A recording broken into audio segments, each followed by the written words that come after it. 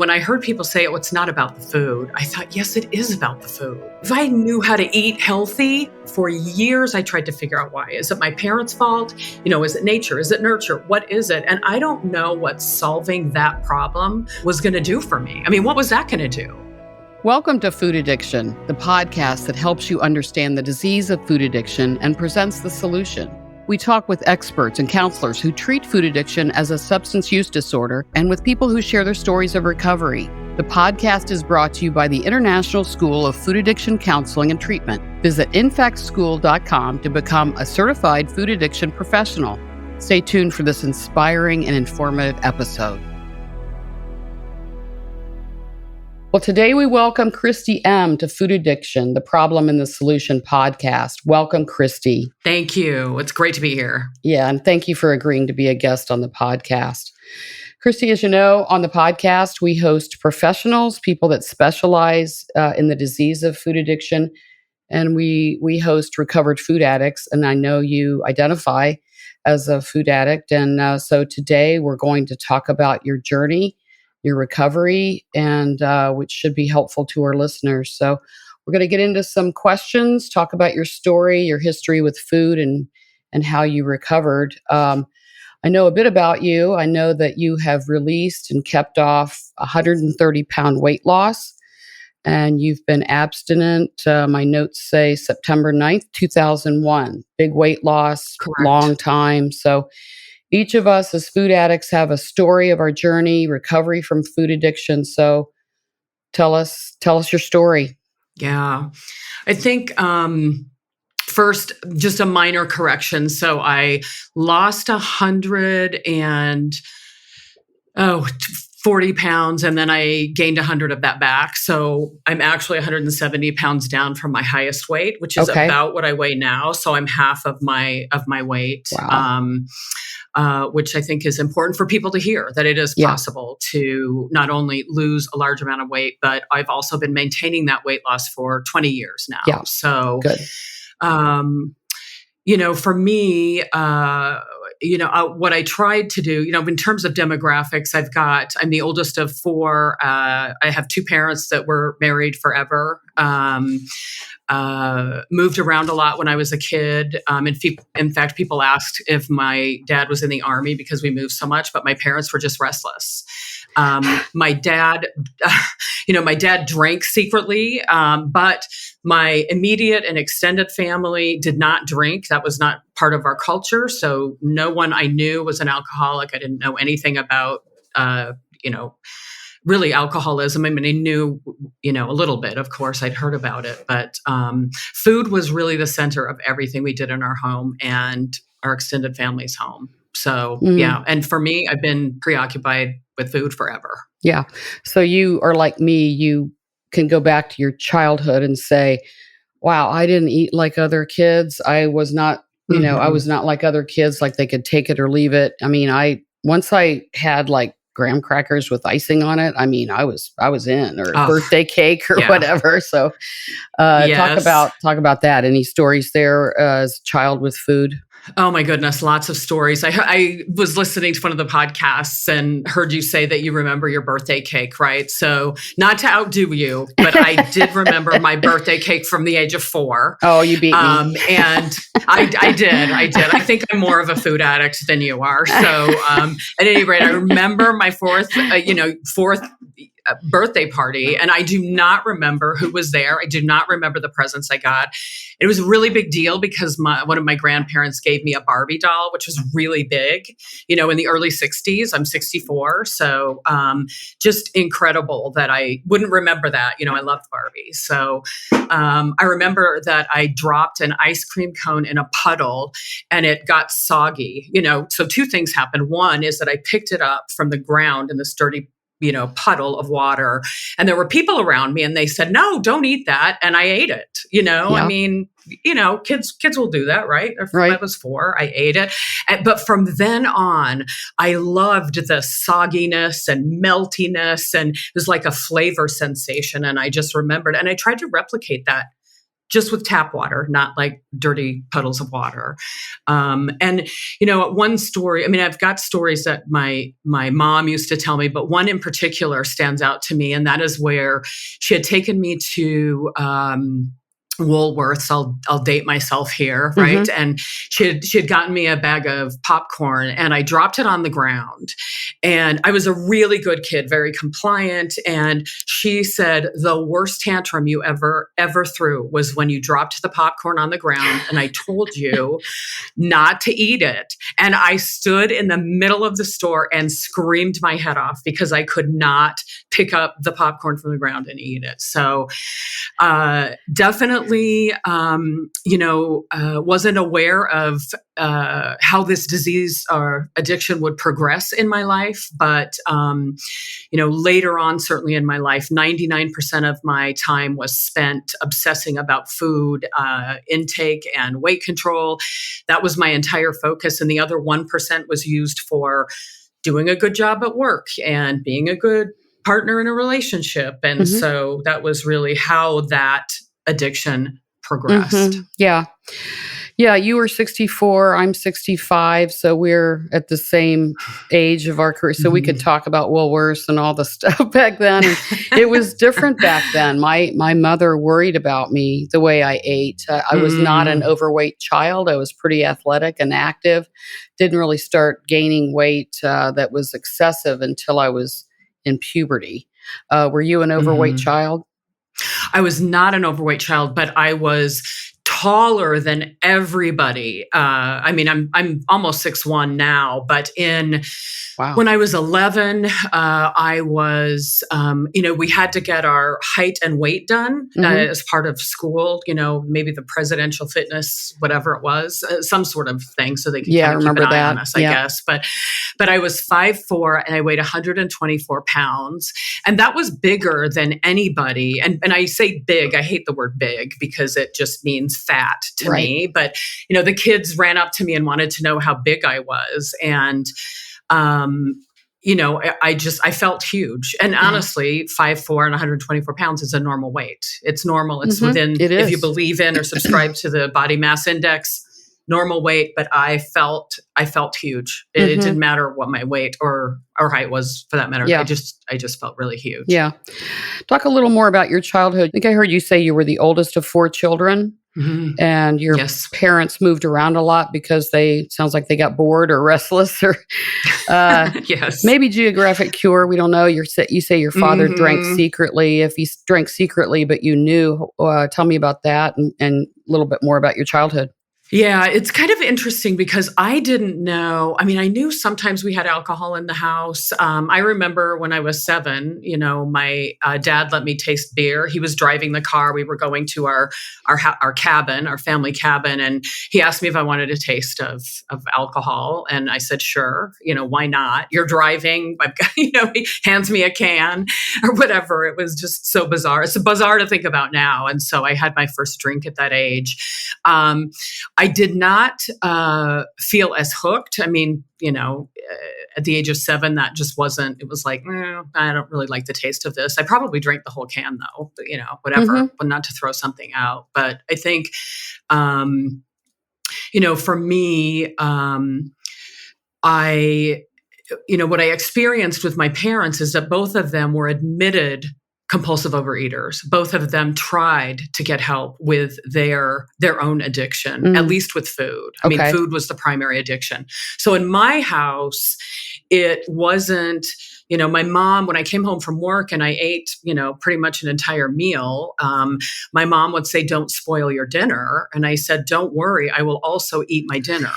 And my mom didn't say anything about that, not to worry, not spoiling my dinner, I'll eat both. And so we had lots of food in the house and I was free to eat what I wanted. Nobody, they didn't I think from their perspective, they didn't have any room to talk. And so as I got older and started that dieting cycle, they didn't say a whole lot about any of that, but I really wasn't overweight until later.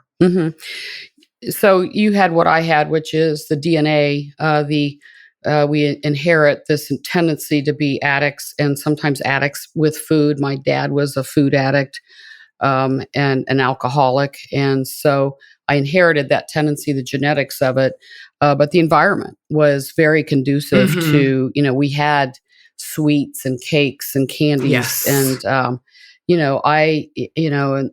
in the case of food addiction and any addiction, there's a difference in brain chemistry. And of course, we ingest sugar Mm-hmm. and then we say, okay, we make deals with ourselves. We're not going to eat anymore. Right. And so, but we can't stop. We get obsessed with it. We start thinking about it. Okay, I'm going to go back for just one more.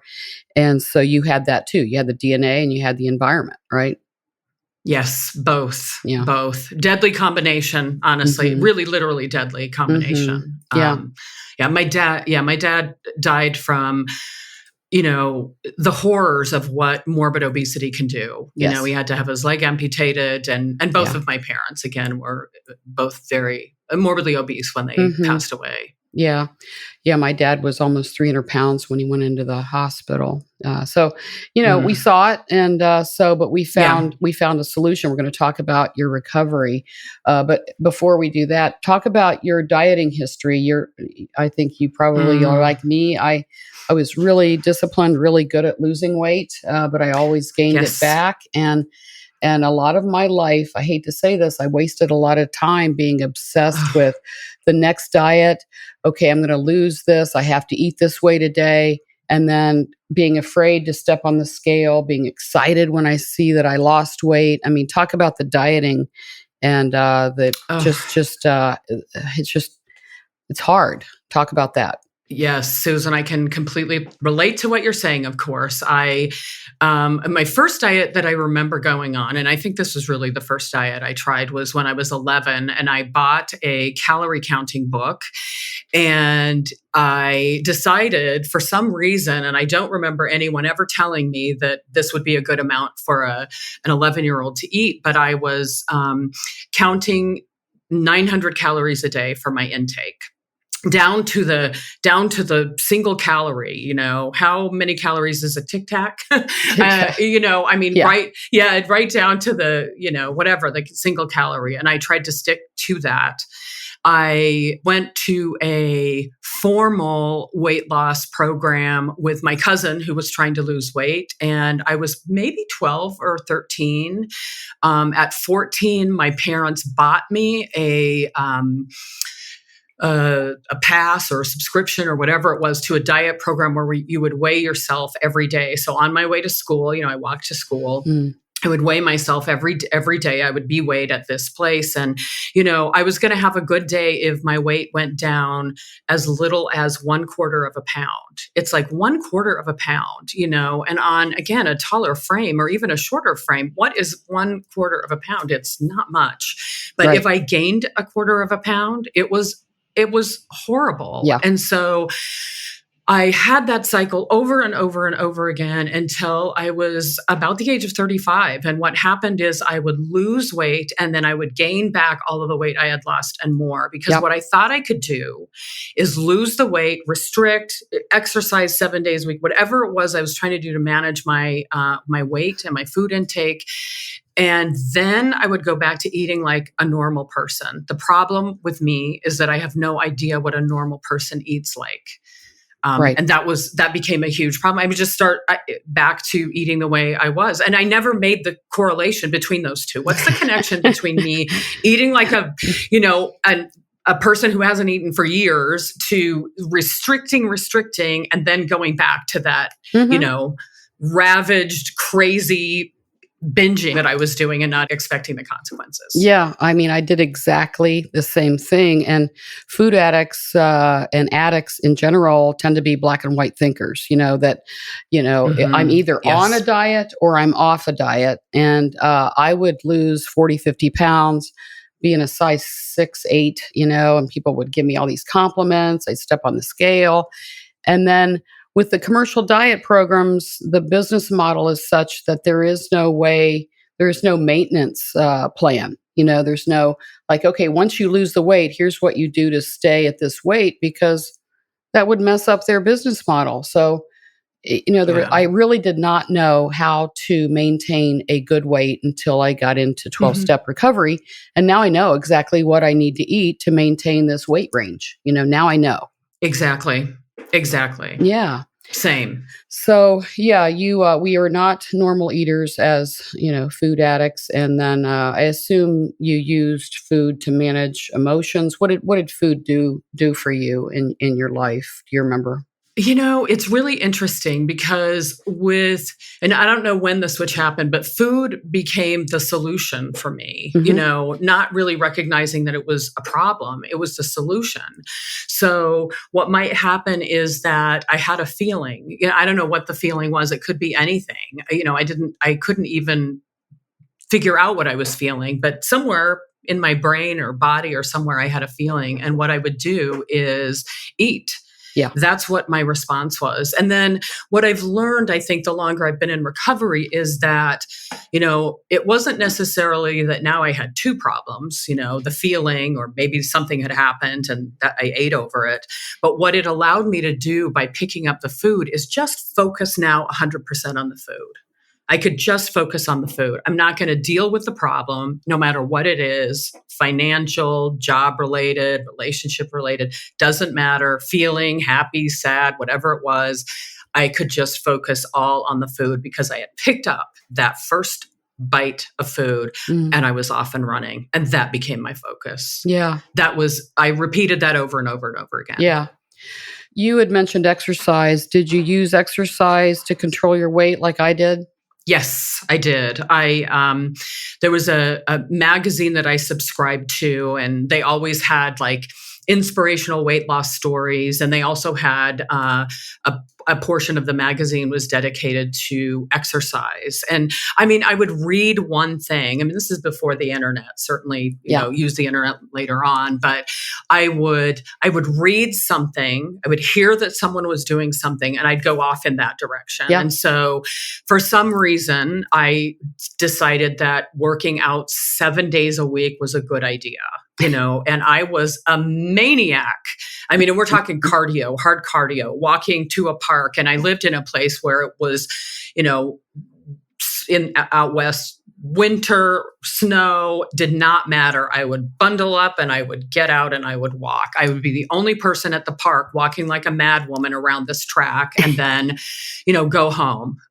And probably make a big pot of something to eat because I'd worked out so much. Yeah, you'd worked out. But yeah, I'd worked out. I deserved it. Deserved it. You can get away with it. I mean, I did the same thing. I ran for years, a couple of miles, sometimes 5 miles, because it's like, okay, I had 2 cookies last night. If I run tomorrow, all these deals I would make with myself just so I wouldn't gain weight from the binging, And many of us in 12-step recovery and food addiction, we use, and I've used diuretics, I've used laxatives, and exercise. And those are ways to control our weight besides just dieting. Yes. Just because we don't want to be overweight. We don't want to be big. So you got up to 170 pounds more than you are right now. Is that right? Yes. Okay. Yes, correct. So your weight was how high? Do you remember? 340. 340. You were at 340. And so how old were you when your weight got up to that level? I was 35. Okay. A couple of years before that, I thought I only weighed 200 pounds. I mean, I'm the type of addict, trying to control my, weight. Especially, I would get on the scale 5 times a day, or I would get on the scale every 5 years. So I was in my get on the scale every 5 years period of time, and I had a severe gallbladder attack. I didn't know that's what it was, but my colleague at work said, "I'm taking you to the hospital. Something is wrong here." Wow. And I think it was right before that I had gone to the doctor. Again, I thought I only weighed 200 pounds. And she said, "You weigh 305 pounds. What are you going to do about it?" And I said, "Nothing." Yeah. I'm at a loss. Nothing. Why don't, I've tried everything. I was shocked. and embarrassed and felt so, I mean, I was really surprised that I had weighed over 300 pounds because I swore to myself I was never going to weigh over I know. 300 pounds. And now here I was on an official scale in a doctor's office weighing 305 pounds, and I gained more weight after that. So it was pretty awful. And I was really ill with my gallbladder. I had to be in, the hospital for a week until they could even operate, just all the consequences, I think, of being obese. And trying to take care of my health, just kind of, Yeah, I remember standing on my doctor's scale and moving the block over the 200 pound to 203, and that's the top. And I'm much shorter than you. I'm only about 5'2", 5'3" right now. So 203 pounds is a lot. And just putting that block over and just the horror of it and the denial, and let's talk about, I'm going to go to shame too, but let's talk about the denial. I look at these old photos now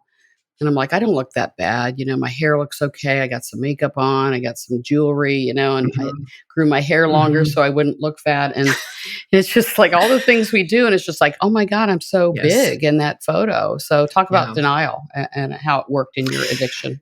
Yeah. I mean, like what you're describing, I lived from the neck up, and that was it. I did not, of course I knew what size clothing I wore, and, have gone in and out of wardrobes, losing weight, throwing away all the fat clothes, and then having to buy back a whole new wardrobe once I gained the weight back, that sort of thing. But I did my best to live from the neck up. And what that meant was, and even then was really hard. My face, it was swollen. My eyes were almost like shut because my face was so swollen with eating and the type of food I was eating, where I was retaining water. And I did have people who kind of fed into that denial a little bit. I mean, I'm not blaming it on other people, certainly, but, I would talk about my weight and people would say, oh, but you can carry a lot of weight. And I think, I can't remember. I looked it up once. Like, how tall would you have to be for 340 pounds to be a normal weight? And it's over 7 feet tall. So I either needed to grow some inches or lose some weight to get into a normal range. But I was in denial and I did the same thing, lots of makeup and hair. Yeah. So hopefully people would focus on my face. Right. And not my body. Right. Because I wasn't focusing on my body. Yeah. We're going to go into, recovery, and, we don't want to spend too much time on what it was like, although there are food addicts potentially listening, and they need to hear that, that's what I did. Here's what so talk about the shame. I carried this weight. I would walk into rooms in my, in my industry that I had a career, and, I could just see the eyes, and I just know people were saying, there she goes again. She's gained it all back. And then more, I was a size 18, and just the shame, like I couldn't stop. I was successful in other things. I could do a lot of other things. I'm a problem solver. I could not solve this problem. And I was shameful about it. Talk about that. Yeah. Our stories are very similar. I felt like people were looking at me and judging how heavy I was all the time. Anytime anyone caught me, anytime anyone mentioned caught me, meaning, oh my gosh, you're eating again. How could you be hungry? Right. People, my partner I lived with would say, oh my gosh, how can you eat? We just got done. And it's like, well, my stomach is partially emptied. I mean, did I know that? No, I just said, well, I'm hungry. Yeah. I don't think I was ever hungry. But wait staff at restaurants, they would, if they stopped by the table and said, wow, you must have really liked that, or you must have been really hungry, or whatever they said about the fact that the food was gone off of my plate. Oh, I felt so horrible. I'd been called out, even though I was in public and everybody else at the table was at varying degrees of their eating, their meals. I just felt so embarrassed. I felt, even if the delivery person at the pizza place said, do you want the same thing you ordered last night or the night before? Because they knew, give them the name or caller ID or whatever it was. It's like, oh, yes, I do. And don't talk about it. I just didn't want anyone to bring it up ever. ever. Yeah, I just know. lots of shame. The secrecy too. I mean, that's what Yes. drive-throughs are all about, just the secrecy of going through the drive-through and then eating in the parking lot, or going into a grocery store or a convenience store. I used to do that and just buy a bunch of stuff, and the guy behind the counter didn't know me, and just all the secrecy around it, and then the shame of, like, we wear this disease, right? We wear it. It's not like alcoholism where you might be able to get away with it. People know what we're doing. We're eating more than our bodies need. Yes. So Yes. let's talk about recovery. When did you decide that no more dieting? You had perhaps an issue where you needed to work on recovery. Talk about that. This transition. Yeah. Well, and I have, one story in particular, which is what got me into the 12-step rooms. Okay. And I do not to this day know why I did this, but a friend of mine at work asked if I would go outside and have a cigarette with them. And I'd stopped smoking, but I said, sure, I'll go outside. And for some reason, here I am, over 300 pounds. I started talking to him. Of course, people can see me. They know perhaps that I have a problem with food and at least with weight, but and not everyone who's heavy is a food addict. I don't know who That's is right. or isn't, Right. but I started talking to him about it, and I said, you know what, I am really struggling. I'm struggling with my eating. I probably said I'm struggling with how much I weigh, because that was really a focus. And he asked me if I had ever heard of 12-step groups for eating disorders for food addicts. Right. And I had not. I'd heard of the more common ones, but I definitely had never heard of anything for food addicts. And the way I thought about eating disorders at that time was less the binge eating syndrome, which I have. Yeah. Even though I have, certainly had anorexic and bulimic tendencies too. I've certainly had times of purging. I identify as more the binge eating disorder. And so he took me to my first meeting, and it was there. I was just absolutely shocked that there was a place for me. And I could not believe that there was recovery. So I spent time, my first 5 years in recovery. And I, figured out my own food plan, did a lot of the stuff that some of us do in 12-step programs, tried to figure it out on my own. Yeah.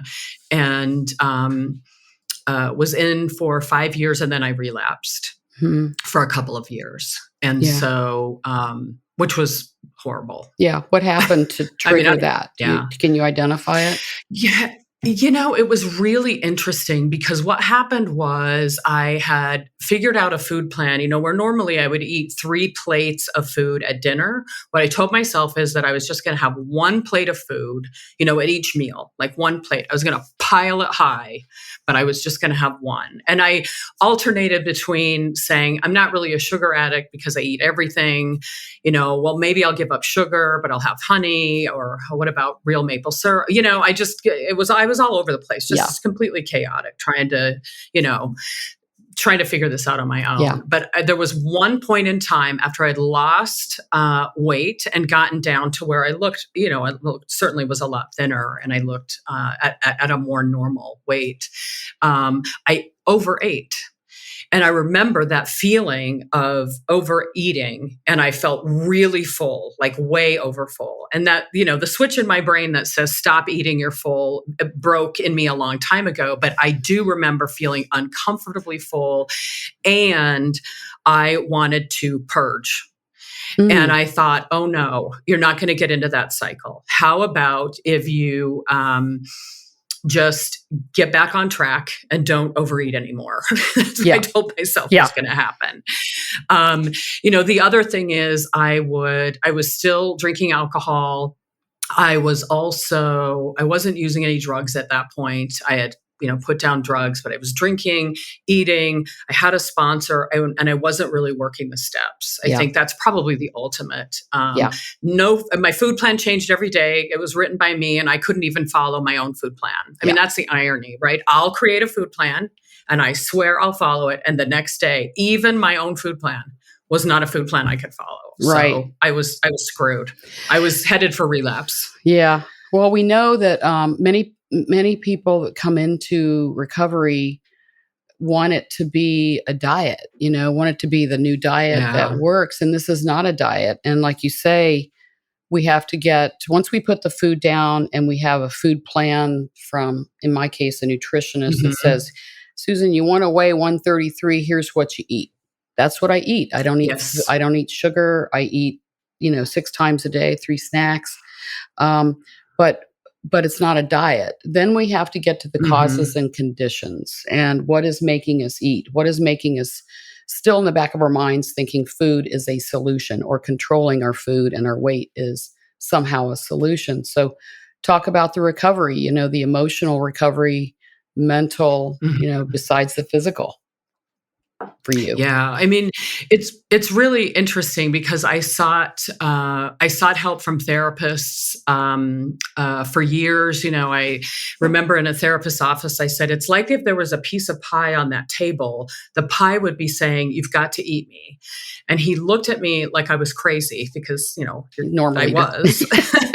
Yeah, and he said, pie can't talk to people. Maybe there's a bigger issue here. We need to talk about, Chris. You're hearing voices from pie. And it's like, that's exactly what my life is like. And Yeah. he couldn't help me. He didn't understand it. Right. He just didn't understand it. I think for me, in relapse for 2 years, gaining 100 pounds back, I knew that what I could not do is go on living in the insanity of the disease. I did not care that I weighed 300 pounds. It was the insanity of doing the same thing over and over again and expecting different results. I wanted to eat what I wanted to eat and not suffer the consequences. And that was not happening in my life. Right. And so what I realized is that I really had two choices, and one of them was to just not be on the planet anymore. Like that was one choice. It's like, I cannot go on living like this. I absolutely cannot go on living like this, and I know that I cannot change it on my own. So I am going to go back to the 12-step rooms, and I'm going to ask for help. Yeah. And that is exactly what I did. I needed to ask for help, and the first thing I needed was to put the food down so that I could have some mental clarity, just like every other 12-step program. Stop doing what you're doing that brought you in here, and then start working the steps. Yeah. Yeah. It's really, that's what I did. Yeah. My experience is probably similar to yours in that when I put the sugar down and I stopped eating sugar, there was withdrawal, of course. And just kind of like, gosh, I really crave it, crave it, crave it. That goes away. It went away from me in about 3 weeks. Yes. That's pretty average. Typical, and you can get through it. But my mind got so clear, my vocabulary increased, my ability to do simple math increased. Just the fog went away. The fog went away, and I was very clear. And then it's kind of like, okay, Susan, what do you have to work on? And then we start realizing that we can't do it on our own. And my will and me wanting to do it my way wasn't going to work. I had to listen to others, and I don't do that well, Yes. And I couldn't be in charge anymore. And so talk about that, just really surrendering to like, okay, so I got to listen to people. I got to do what they say. That's exactly it. I had lost the way I look at my addiction is that I had lost the power of choice when it came to food. I did not go through treatment for my food addiction. I did get a food plan from a treatment center that had a lot of, even though I'm addicted to, sugar, fat, and flour, let's just say, and volume, like those are my kind of my trigger foods. This particular food plan didn't have sugar, fat, and flour on it. And the volume was taken care of because there were very specific amounts of food that I needed to eat. Just like you were told, well, here's what your maintenance range should be. Let's get you down to that maintenance range and then see, what we need to adjust to keep you there. And so I had to do that. I had to realize that I needed to work through the steps, and when I heard people say, oh, it's not about the food, I thought, yes, it is about the food. If I knew how to eat healthy, I would figure this out. If I knew why I was a food addict, for years, I tried to figure out why. Is it my parents' fault? Is it nature? Is it nurture? What is it? And I don't don't know what solving that problem was going to do for me. I mean, what was that going to do? I was going to confront my parents and then no longer be a food addict. I mean, that was not going to work. I really, truly had to accept that I had a problem with food. I had reached the end of the line. The last hope I had was getting into a 12-step program, treating my addiction like an addiction, and having, understanding where that boundary was between being abstinent, as we say, sober, clean, and being in relapse. I had to understand where that line was, because for years I said, well, food, how can I be addicted to food? How can I give up food? And in the meantime, I'm gorging myself on everything. Right. Did you go through treatment for food addiction, like a treatment recovery program then? I did not. I just there was a treatment center at the time that a number of people I knew had gone through. It had been around for a while, and it was based on a 12-step model, which is different than other, eating disorder treatment centers are now. And a lot of that has to do with, insurance, which I'm not even going to talk about. But we talk about that with the professionals, and it's just a shame that it's not paid for. But that's another such a shame. thing. Yeah, it's a whole thing. And I worked in the insurance industry, so unfortunately, I know a little bit about it for a period of time. But at any rate, what helped me with the food plan, is that it had eliminated. It had no sugar on it because I couldn't eat sugar even in moderation. And the first nutritionist I went to, I said, I need help. I'm addicted to food. And, 22 years ago, I didn't get help from the nutritionist. She said, I think you not being able to eat sugar or cookies, for example, is going to be a problem for you. I think what's going to happen is if you deprive yourself of those, you're going to eventually eat them. And she said, how many cookies do you think you can eat? And I said, how many are there in the world? Right. Because that's not enough. Right. There aren't enough cookies in the world. And so I had to go a different direction. And so I asked the people in my 12-step program, and, we weren't handing out food plans, but there were people that had a food plan. And I actually was able to get a hold of the nutritionist at the eating disorder treatment center and talk to her a little bit. Sure. And she gave me an updated version of the plan. And that's what I followed for several years until I got my own nutritionist. Yeah. You say you drank. Do you feel like you had a problem with alcohol? The way I describe it is, I absolutely drank and of course drank through recovery. And it wasn't until and drugs. I also use drugs. So drinking, drugging, eating, all part of my history. I was able to put drinking and drugs down. And of course, picked up the food with a vengeance, right? So the minute I put those down, started drinking. And I wasn't using drugs until I was in relapse from the first stint at a 12-step program. And then I started using drugs that I swore I would never use again. I picked up drugs as well. So that's when what I know today is that if I leave this 12-step program, even though my primary addiction I see as food, it will open up everything for me. Gateway to everything. I have no doubt about it. Yeah. No, we're addicts. So you found the solution, like me. I maintaining. I just celebrated 7 years in 12-step recovery from food. So 70 pounds down, maintained a 70-pound weight loss. Congrats. So I found the solution too, and this is it. I get up this morning. I'll get up tomorrow morning, and then just continue to work the program.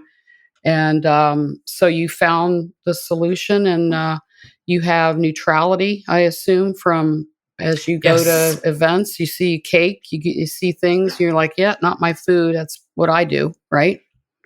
Yes. That is absolutely it. I've lived in 3 countries now. So, and each country has its own specialty, or, in the United States, each region, each state, each town, perhaps. But certainly there are foods that, I can look at and appreciate and say, wow, that's lovely. My wife can say, oh my God, this is the best thing I've ever eaten. And I don't say, oh, I wish I could have a taste of that, because I know better now. Yeah.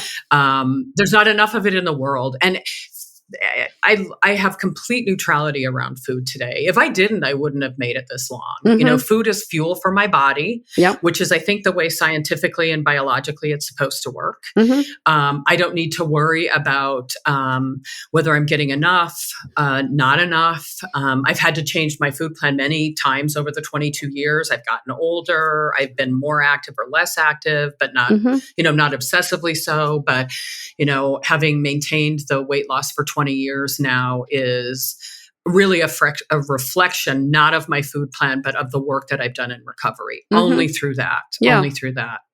Well, you are a gay woman, and you have a partner, a wife, and has that sexual orientation played a role at all in your recovery or having issues with food, do you think? I think, and I hear a lot of addicts say this. It's very interesting. I mean, the first 12-step meeting I went to was at the gay and lesbian clubhouse, where the meetings had, were special interest groups or special focus groups. And I remember thinking to myself, what I really need is to go to 12-step meetings where there's recovery. Being a lesbian, certainly I lived in a small town in a conservative part of the United States and felt like an outsider. But I think everyone I've ever heard tell their story says they felt like an outsider for whatever reason.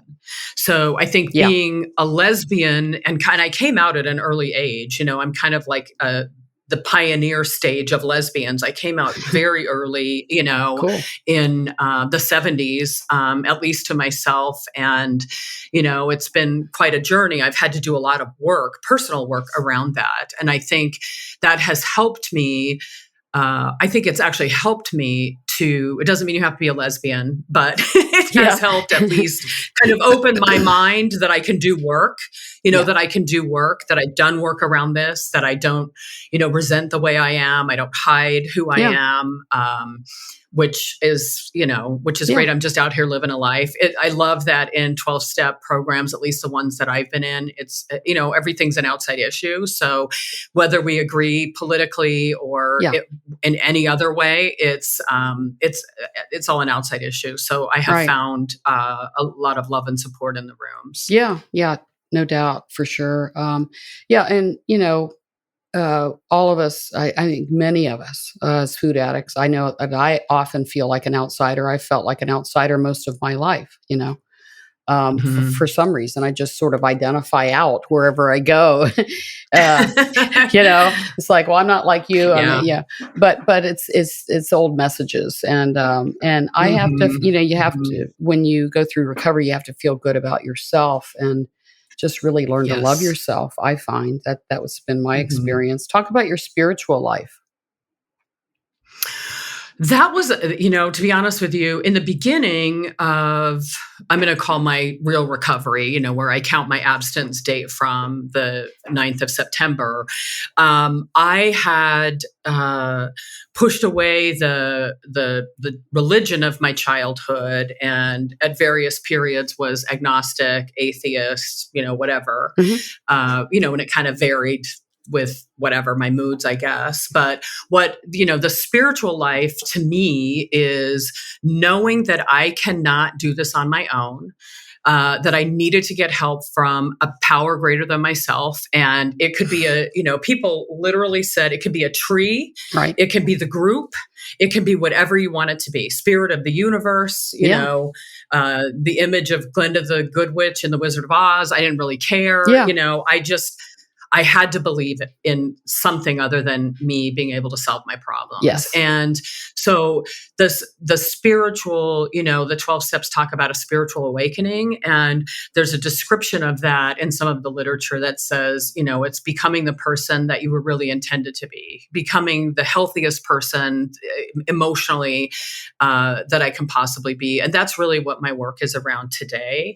I used to scream and yell and push people away and cause cause fights with my partner. So she would leave to go to work early so I could eat by myself, in isolation, which a lot of us do. I did a lot of behaviors around food. I was hiding food. I was living a secret life. And I don't do that today.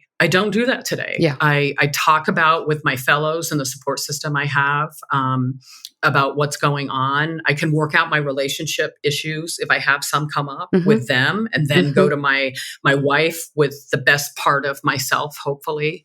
But I have completely changed as a person, and I think that's really what the spiritual part of the program is. It's belief in a power greater than myself, whatever that is, spirit of the universe, right? And being open to change. And for me, that happened because I was desperate. I was desperate when I came in.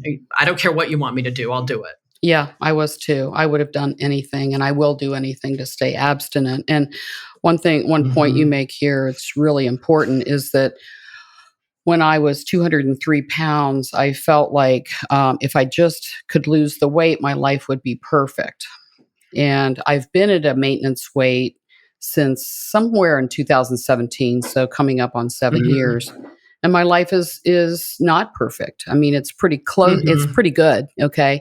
But things come up each day, relationships, talk about the work we do around looking at everything every day to make sure that we stay on track, and our lives aren't perfect, even though we're at a good weight. Right? Yeah, that's absolutely true. I mean, in the 22 years I've been in recovery, I have gone through a lot, including traumatic and wonderful events. I have, gone through, my sister was diagnosed with stage 4 pancreatic cancer.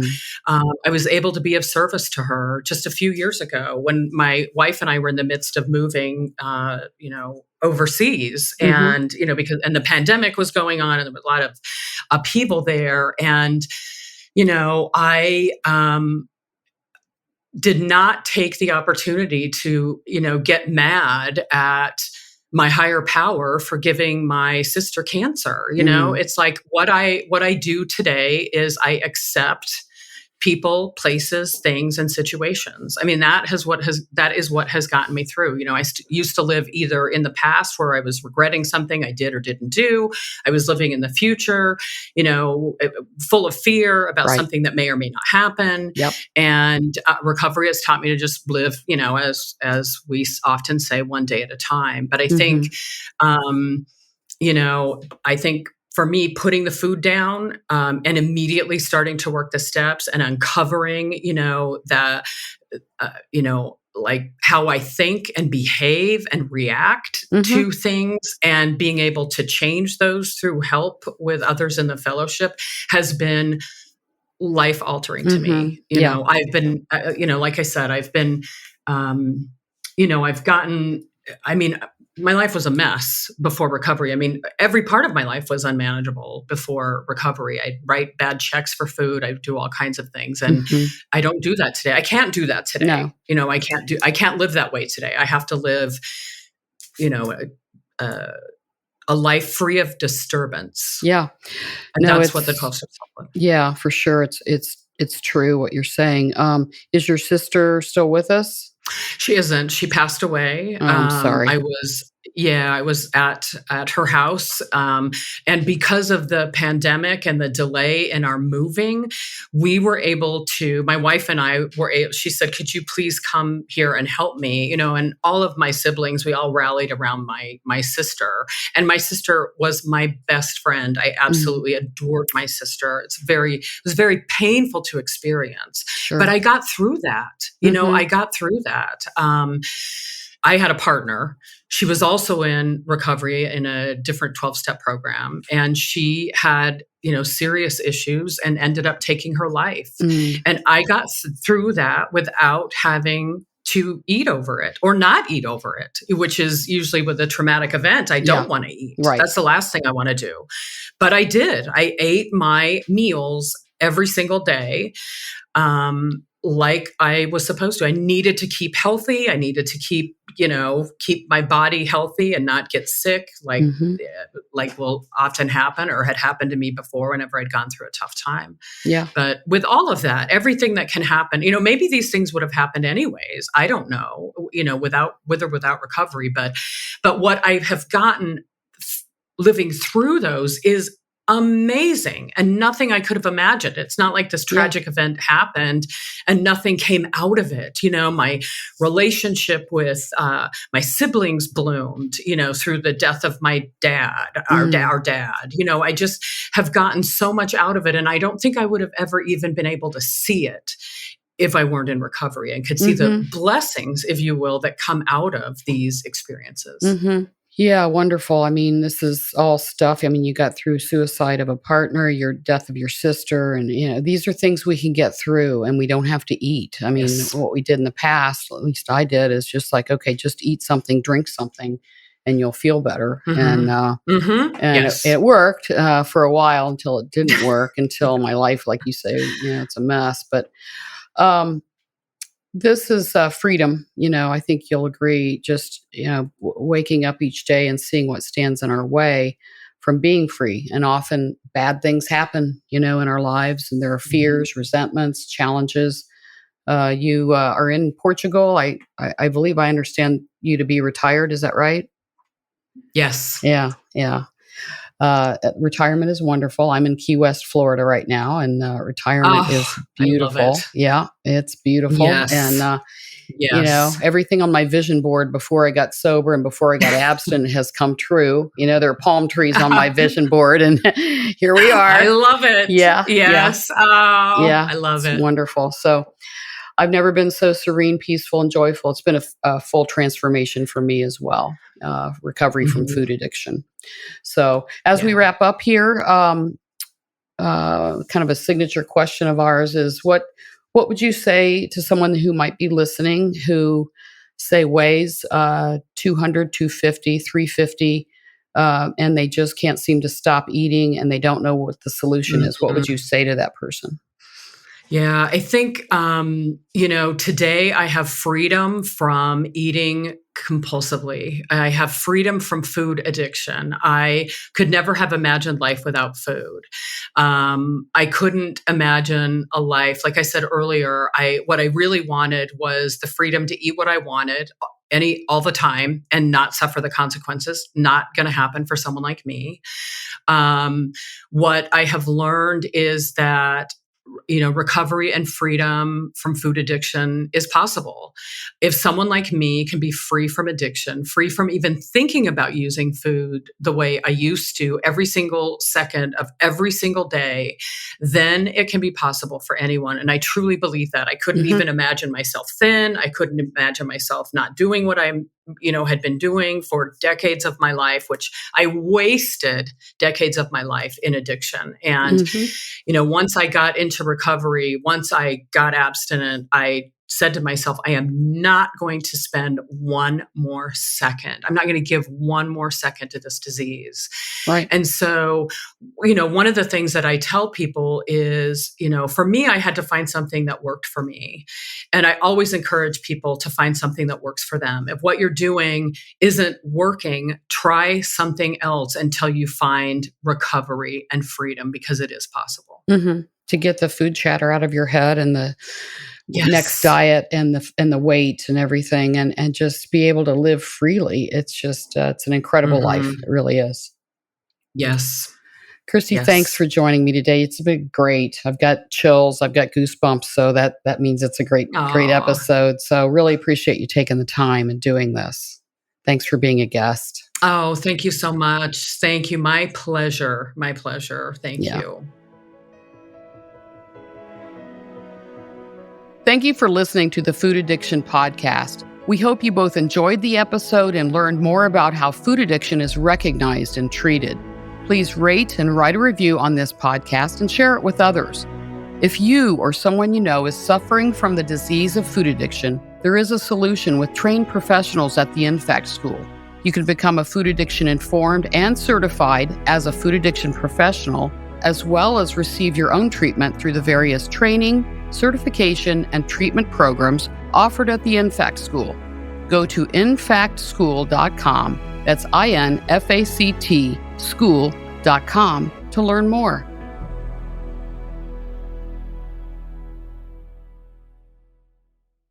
Are you passionate about helping others overcome food addiction? Do you dream of making a real difference in people's lives?